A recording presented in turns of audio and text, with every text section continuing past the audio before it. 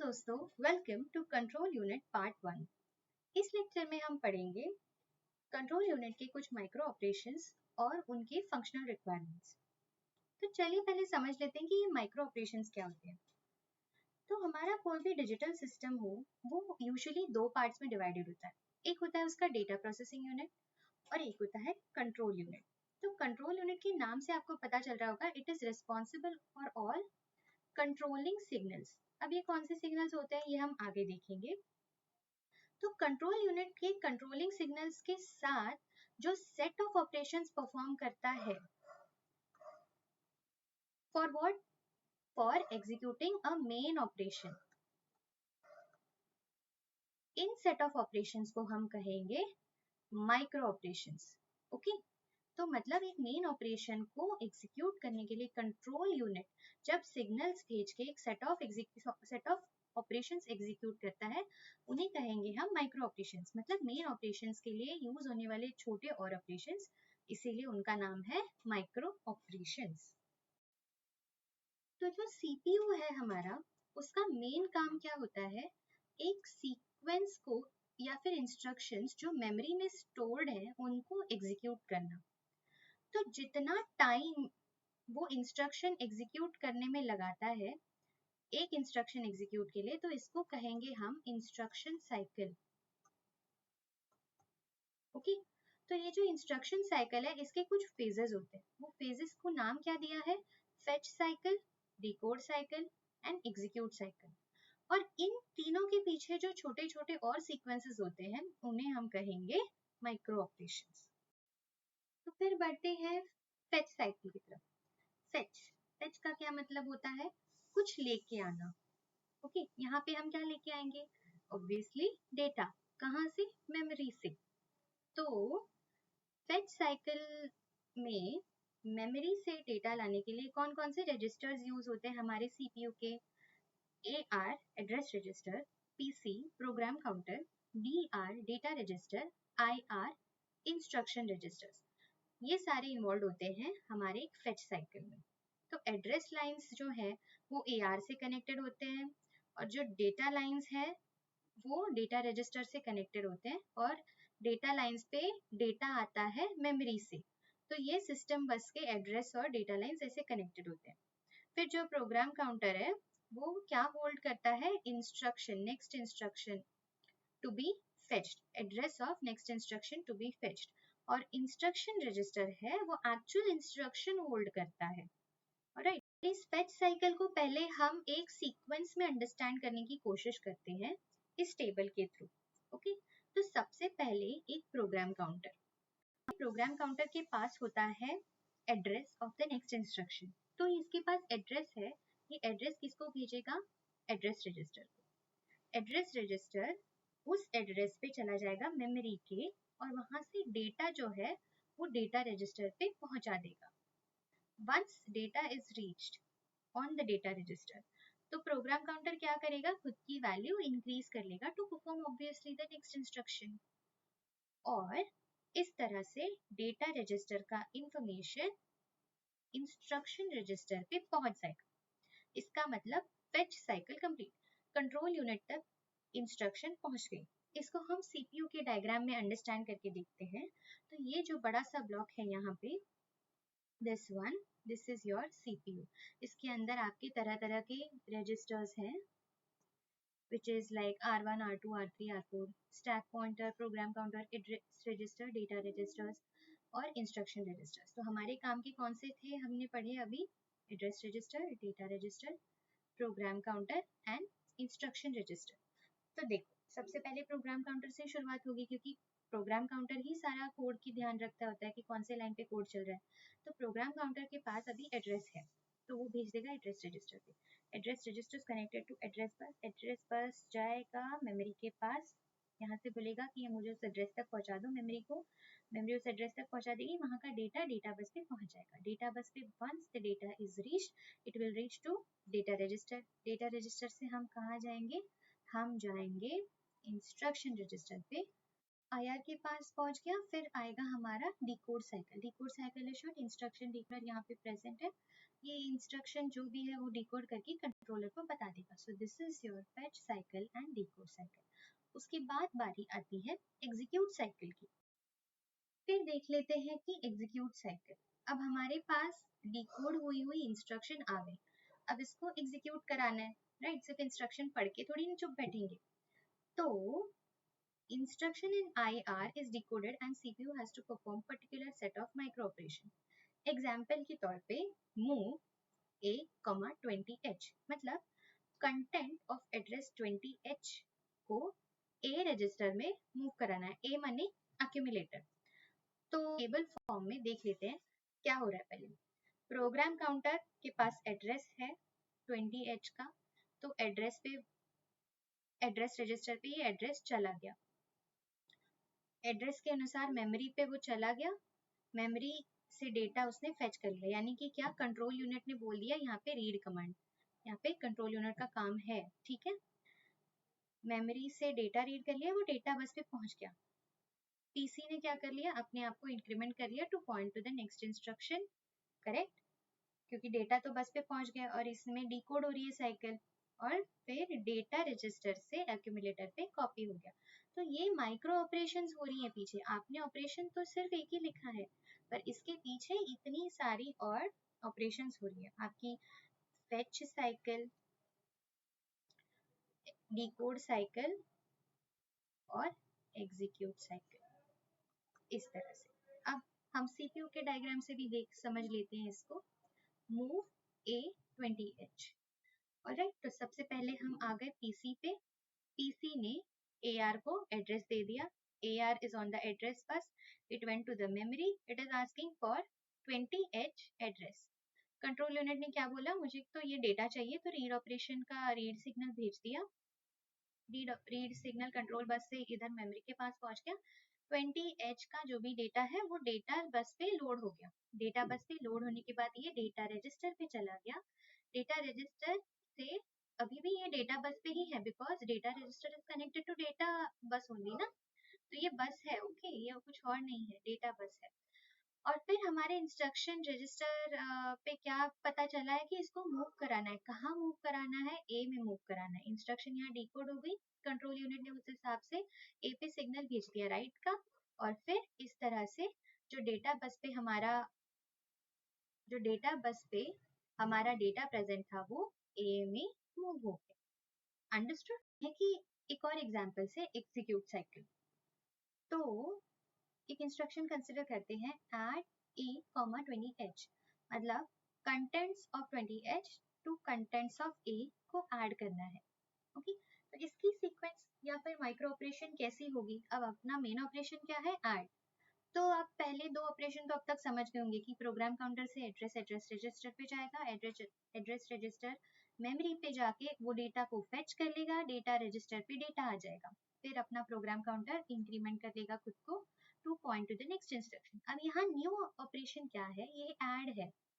तो addition perform करने के लिए सबसे पहला जो डेटा रजिस्टर पे डेटा है वो टेम्प पे चला जाएगा। टेम्प पे जो डेटा है वो ए के साथ ALU की मदद से ऐड हो जाएगा। इसको फिर से हम CPU के डायग्राम से समझने की कोशिश करते हैं। First two basic cycles, program counter से एड्रेस रजिस्टर पे, एड्रेस रजिस्टर से आके मेमोरी पे फेच कर लो एड्रेस 20H।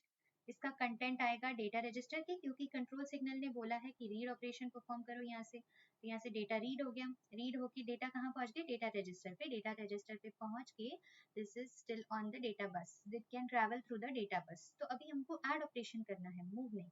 तो सिंस एक्यूमुलेटर के साथ ऐड ऑपरेशन करना है, तो पहले डेटा रजिस्टर का जो भी डेटा है वो टेम्प पे शिफ्ट हो गया, और ALU के मदद से एडिशन ऑपरेशन होके ये फिर से ए पे स्टोर हो गया। और तब तक जो बीच की कंट्रोल सिग्नल्स थी वो हमारी कंट्रोल सिग्नल्स ने भेजी है। ऑलराइट, आई होप आपको ये समझ आ गया।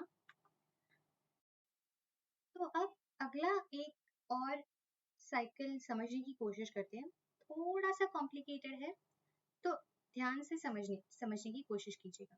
इसको कहेंगे हम इंटरप्ट साइकिल।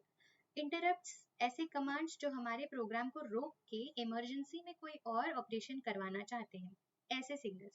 ऐसे सिग्नल्स आने पे कंट्रोल यूनिट इसको कैसे तरह से हैंडल करता है ये समझते हैं, ओके। तो सबसे पहले तो प्रोग्राम काउंटर, ऑब्वियसली एक कोड चल रहा है ना, तो प्रोग्राम काउंटर पे हमारा ये एड्रेस प्रेजेंट है, कौन सी लाइन पे कोड चल रहा है, तो हमारे एड्रेस रजिस्टर को वो सारा डिटेल्स दे देगा। एड्रेस रजिस्टर जो है वो मेमोरी के पास उस एड्रेस पे चला जाएगा, वहां से कंट्रोल यूनिट की रीड कमांड से कॉपी करेगा किसको, contents of address memory location address of ISR to the DR। ISR जिस मेमोरी लोकेशन पे प्रेजेंट था उसके कंटेंट्स ये डेटा रजिस्टर पे भेज देगा। इसके बाद ध्यान दीजिए, इंटरप्ट जब आता है तो उस लाइन पे कोड रुक के प्रोग्राम काउंटर अपना जो वैल्यू है वो स्टैक पॉइंटर पे स्टोर कर लेता है, सो दैट इंटरप्ट वाला सर्विस रूटीन फॉलो हो। तो स्टैक पॉइंटर का एड्रेस भी तो एड्रेस लाइन पे आना चाहिए, इसीलिए इस बार मेमोरी से जब डेटा रजिस्टर पे ट्रांसफर हो जाता है, उसके बाद स्टैक पॉइंटर की ऑपरेशन पहले आती है। स्टैक पॉइंटर अपना एड्रेस रजिस्टर को अवेलेबल करा देता है, जो भी top of the stack available होगा वो एड्रेस इसको पहुंचा देगा। तब तक पीसी जो है अपनी वैल्यू इंक्रीमेंट कर लेगा point two the next instruction, और अपनी वैल्यू नेक्स्ट साइकिल में उस स्टैक पॉइंटर की मेमोरी लोकेशन पे स्टोर कर देगा। फिर जो डेटा रजिस्टर पे डेटा प्रेजेंट था इंटरप्ट सर्विस रूटीन का, वो लोकेशन, उसका एड्रेस प्रोग्राम काउंटर पे चला जाएगा, बिकॉज अब उस लाइन के कोड्स एग्जीक्यूट करने ना, तो प्रोग्राम काउंटर पे पहले वो मेमोरी लोकेशन प्रेजेंट होनी चाहिए, राइट। तो डेटा रजिस्टर ने वो एड्रेसेस पीसी को पास करवा दिए, और उसके बाद क्या होगा, स्टैक पॉइंटर के कंटेंट्स जो है वो 1 से डिक्रीमेंट हो जाएंगे। क्यों? क्योंकि इंटरप्ट सर्विस रूटीन में भी तो कुछ ऐसे फंक्शनैलिटीज हो सकते हैं जिसकी स्टैक पॉइंटर की हमें जरूरत पड़े, मेमोरी लोकेशन की जरूरत पड़े, इसीलिए next location memory location provide कराने के लिए उसकी वैल्यू 1 से कम हो जाएगी, because we were present at top of the stack. तो ऑब्वियसली नीचे वाले जो है इसके एड्रेस में उसकी कम की वैल्यू के थे। आई होप आपने ये समझ लिया। अब इसको एक बार डायग्राम्स में देख लेते हैं। सो फर्स्ट ऐसे हमारे जो थे लाइन ऑफ कोड्स थे, यहाँ पे हमारा इंटरप्ट यहाँ आ गया, इंटरप्ट सर्विस रूटीन। तो प्रोग्राम काउंटर हमारा यहाँ प्रेजेंट था। Program counter gave the address to address register to fetch, first क्या ISR को fetch करना है ना, ये ISR कहाँ प्रेजेंट है, मेमोरी पे प्रेजेंट है, तो ये एड्रेस फर्स्ट से चला गया मेमोरी पे, कंट्रोल यूनिट ने कहा हमसे रीड करवा दो, जहाँ पे भी प्रेजेंट है वहां से ये रीड होके डेटा रजिस्टर पे पहुंच गया, इंटरप्ट सर्विस रूटीन की जो भी डिटेल्स है वो, तो अभी डेटा रजिस्टर में प्रेजेंट है। अब क्या होगा, स्टैक पॉइंटर जो है अपनी वैल्यू एड्रेस रजिस्टर को प्रोवाइड करा देगा, तो अब एड्रेस बस पे वो एड्रेस प्रेजेंट है, प्रोग्राम काउंटर उस एड्रेस बस पे प्रेजेंट होके अपनी वैल्यू वहां स्टोर कर लेगा in the top of stack pointer. तो प्रोग्राम काउंटर की जो भी इनिशियल वैल्यू थी वो स्टैक पॉइंटर पे स्टोर हो गई, बट आफ्टर इंक्रीमेंटिंग बाय 1, ठीक है, उसको नेक्स्ट यहाँ पे तो उसने डेटा फेच कर लिया ना, तो अब नेक्स्ट साइकिल पे जाके तब वो जाके स्टैक पॉइंटर पे स्टोर होगा। प्रोग्राम काउंटर की वैल्यू स्टैक पॉइंटर के टॉप मेमोरी लोकेशन में स्टोर हो गई, यानी कि ये वैल्यू फिर जब भी ये इंटरप्ट सर्विस रूटीन से बाहर आ जाएगा यहाँ से वो रिज्यूम कर सकता है। तो अब प्रोग्राम काउंटर की वैल्यू खाली हो गई, यानी तो अब क्या करेगा, डेटा रजिस्टर जो है इंटरप्ट सर्विस रूटीन का सबसे पहला मेमोरी लोकेशन प्रोग्राम काउंटर पे लोड करवा देगा। समझ गए? Data register trying to load whatever top of the ISR service routines memory location to program counter, और ये होने के बाद स्टैक पॉइंटर जो है अपनी वैल्यू 1 से डिक्रीमेंट कर लेगा। स्टैक पॉइंटर का स्टैक ऐसे था, टॉप ऑफ स्टैक ये, बॉटम ये, तो इसकी जो भी वैल्यू थी इसके नीचे वाले एड्रेस को एक्सेस करने के लिए खुद की वैल्यू कम कर देगा, क्योंकि ISR को कभी भी जरूरत पड़ सकती है फिर से मेमोरी लोकेशन की in the stack pointer, that is why. Okay, इसको ध्यान से समझ के आप खुद से इसको एनालाइज करने की कोशिश कीजिए, आपको जरूर समझ आ जाएगा ये। इसके बाद देखते हैं fetching a word from memory। तो word मतलब क्या, word is equal to 2 bytes, याद है ना आपको ये। तो इस एग्जाम्पल में हम देखते हैं, assume that the address of memory location to be accessed is in register R2। मतलब हमारा कंटेंट किस में है, समझ आ गई आपको? अपने पास एक मेमोरी है, मेमोरी के कई सारे एड्रेस स्लॉट्स हैं, राइट? और कौन सा एड्रेस स्लॉट एक्सेस करना है, इसका इंफॉर्मेशन कहाँ है? R2 रजिस्टर के अंदर। तो to be accessed is in register R2 and that the memory data to be are loaded into register R3। तो यहाँ से जो डेटा उठेगा वो हमें स्टोर करना है at R3 रजिस्टर। ऑलराइट, तो इसके लिए स्टेप्स फॉलो होंगे जो काफी हद तक हमने जो अभी तक के स्टेप्स देखे हैं उससे सिमिलर है, बस नीचे वाली जो चीजें हैं वो हल्की सी चेंज हो जाएंगी। तब प्रोग्राम काउंटर से AR रजिस्टर पे एड्रेस चला जाएगा। किसका एड्रेस जाएगा इस बार? मेमोरी में, क्योंकि मेमोरी में ही इंस्ट्रक्शन स्टोर्ड है ना। तो मेमोरी से डेटा रजिस्टर से इंस्ट्रक्शन रजिस्टर पे जाएगा। इंस्ट्रक्शन रजिस्टर पे पता चलेगा कि उसको R2 से एड्रेस लेके मेमोरी में से रीड करना है। तो R2 के पास से जो एड्रेस है वो ले लिया, एड्रेस रजिस्टर पे डाल दिया। एड्रेस रजिस्टर पे जाके देखा कि उसमें डेटा क्या है, वो रीड कर लिया, यानी कि फेच ऑपरेशन हो गया यहाँ पे। और जब रीड होके डेटा उस पे डेटा रजिस्टर पे आ गया, वो हमने स्टोर करवा दिया R3 पे। करेक्ट? इसके बाद जान लेते हैं storing a word in memory. Example में let us assume that the data to be loaded is in the register R2। मतलब डेटा जो है वो R2 में है, ठीक है? And the address of the memory where the data to be loaded is in the register R3। R3 में है address of memory। Then storing a word in the memory requires the following sequence of operations। मतलब finally basic हमारी memory में जो भी location slot होगा वहां पे हमें R2 के अंदर का डेटा भेजना है। समझ गए आप? तो अब इसका इंस्ट्रक्शन कैसे लिखेंगे? पहले प्रोग्राम काउंटर से एड्रेस रजिस्टर पे एड्रेस पढ़िए, इंस्ट्रक्शन को फेच कीजिए, रीड, डेटा रजिस्टर पे जो भी डेटा आएगा उसको इंस्ट्रक्शन रजिस्टर पे भेजिए। R3 से मेमोरी का एड्रेस पहले एक्सेस कीजिए, मेमोरी पे जाके डेटा को स्टोर कीजिए। समझे? इस एरो से कंफ्यूज मत हो जाइएगा, मेमोरी पे जाके डेटा को स्टोर कीजिए एंड देन राइट ऑपरेशन, क्योंकि स्टोर करना है ना उस लोकेशन पे। सिंपल। अब जान लेते हैं इन सारी चीजों को करने के लिए, जैसे कि ये माइक्रो ऑपरेशंस को फेच, एग्जीक्यूट और इंटरप्ट साइकिल्स पूरी तरह से टास्क खत्म करने के लिए क्या चीजें लगती है? To do this, control unit performs two basic tasks: sequencing and execution। ये सारी जो हमने स्टेप्स देखी थी पिछले सारे स्लाइड्स में, पीसी से एआर पे जाना, एआर से मेमोरी पे जाना, मेमोरी से डेटा कलेक्ट करना, ये सारी चीजें एक सीक्वेंस में ही होनी चाहिए। इस सारी चीजों का ख्याल रखता है हमारा कंट्रोल यूनिट। इन सीक्वेंसेस को वो मिसगाइड या मिसमैच नहीं होने देता, एक के बाद एक ही सारी चीजें होती रहती हैं।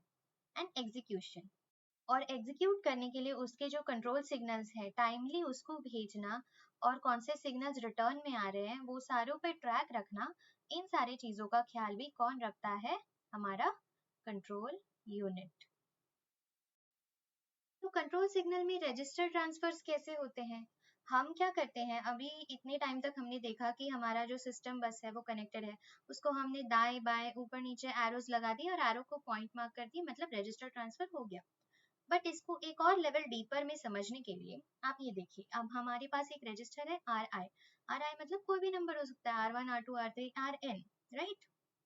तो इनमें क्या होता है, आगे और पीछे गेट्स लगे होते हैं जिसको कंट्रोल सिग्नल्स के द्वारा हम ऑपरेट करवाते हैं। तो RN मतलब इनपुट पे आने वाला, रजिस्टर के इनपुट पे आने वाला डेटा को कंट्रोल करेगा, and R out is register से बाहर डेटा बस पे जाने वाला डेटा, उसको कंट्रोल करेगा। इनके पास, इन गेट्स के पास स्विच जैसे ऑपरेशन करता है टू एक्सेस और नॉट एक्सेस RI रजिस्टर। तो ऑब्वियस है, जैसा स्विच है 1 मनी ऑन 0 मनी ऑफ। तो जब R इन कंट्रोल सिग्नल पे 0 होगा तो कॉमन डेटा बस से RI पे डेटा नहीं जा पाएगा। जिस टाइम पे ये 1 होगा तब कॉमन डेटा बस से RI पे डेटा स्टोर हो जाएगा। इसी तरह जब RI आउट 1 होगा तब RI का जो रजिस्टर है वो कॉमन डेटा बस पे एक्सेसिबल हो जाएगा।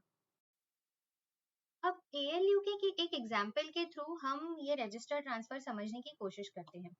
ALU मतलब क्या, अरिथमेटिक और लॉजिक यूनिट। इसमें एंड और आप कुछ भी यूज कर सकते हो। अरिथमेटिक और लॉजिक यूनिट मतलब हमारे मैथमेटिकल और लॉजिकल ऑपरेशंस को यूज करने, इवैल्यूएट करने के लिए जो यूनिट बनाया जाता है वो। तो ALU को आप देखिए, एक इनपुट आप देख सकते हो रजिस्टर Y से आ रहा है और वो कनेक्टेड है डेटा बस से भी। तो इस ALU को हम इनपुट्स 3 तरह से दे सकते हैं। Y आउट रजिस्टर से भी दे सकते हैं, डेटा बस के थ्रू भी डायरेक्टली दे सकते हैं। पर अब दोनों ही डेटा बस के ऊपर दो डेटा अगर देने हो तो दोनों एक साथ डेटा बस पे प्रेजेंट नहीं हो सकते ना, इसलिए टेम्परेरी हम Y में स्टोर करके फिर इसको ALU में भेजते हैं, और दूसरा हम डायरेक्टली डेटा बस से एक्सेस कर रहे हैं। तो हम एक एग्जांपल देख लेते हैं। Let us find the sequence of operations required to subtract the contents of register R2 from register R1 and store the result of the result in the register R3. तो सबसे पहले R1 out। तो imagine कीजिए, अब जैसे यहाँ पे RI लिखा है, इसका मतलब यहाँ पे कोई भी number of registers R1, R2 and then there is R3। तो R1 को हमने, आप इमेजिन कीजिए यहाँ पे गेट है, ओके, और इन एंड आउट उसके करस्पॉन्डिंग सिग्नल्स है। तो R1 आउट से, यानी कि इसके आउट से हमने Y पे डेटा भेज दिया पहले, राइट। इसको मैं घुमा के लेके जाके आपको दिखा देती हूँ। हमने R1 आउट को Y पे भेज दिया एंड R2 को हमने डायरेक्टली यहाँ से एक्सेस कर लिया डेटा बस से, एंड देन R2 आउट सब Z in, मतलब इन दोनों का सब्ट्रैक्शन हमने Z in पे भेज दिया, स्टोर कर दिया, and then Z out is sent to input R3। ओके, मैंने ऊपर से एरो लगाया ताकि आपको पता चले इन कौन सा है और आउट कौन सा है। Alright, so this is the sequence या micro operation to be followed when performing an arithmetic logical operation by the control unit। एक एग्जाम्पल से जान लेते हैं ताकि हमको प्रैक्टिस हो जाए कि हमें एक सिंगल बस CPU के लिए कंट्रोल सीक्वेंस कैसे लिखना है। तो आपका एग्जाम्पल है ऐड ब्रैकेट R3, R1। इसका क्या मतलब है कि this instruction adds the contents of register R1, मतलब इसमें है data to the memory location whose address is specified by the register R3। R3 में है मेमोरी लोकेशन, यानी हमें पहले वहां जाके वहां से डेटा फेच करना पड़ेगा।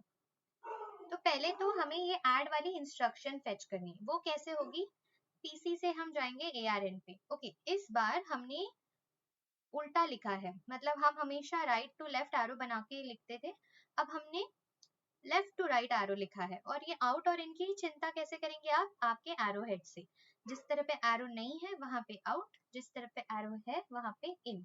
ओके, तो PC से, प्रोग्राम काउंटर से हम एड्रेस रजिस्टर पे जाएंगे, एड्रेस रजिस्टर से पता करेंगे डेटा कहाँ से लेना है, उसको इंस्ट्रक्शन रजिस्टर पे भेज देंगे, यानी कि हमारा इंस्ट्रक्शन फेच हो गया। तो इंस्ट्रक्शन फेच होने के बाद R1 पे हमारा डेटा है ना, तो R1 को पहला डेटा है तो हम इसको Y में भेज देते हैं, तो R1 आउट से Y इन पे आ गया, मतलब ALU के एक इनपुट पे डेटा प्रेजेंट हो गया।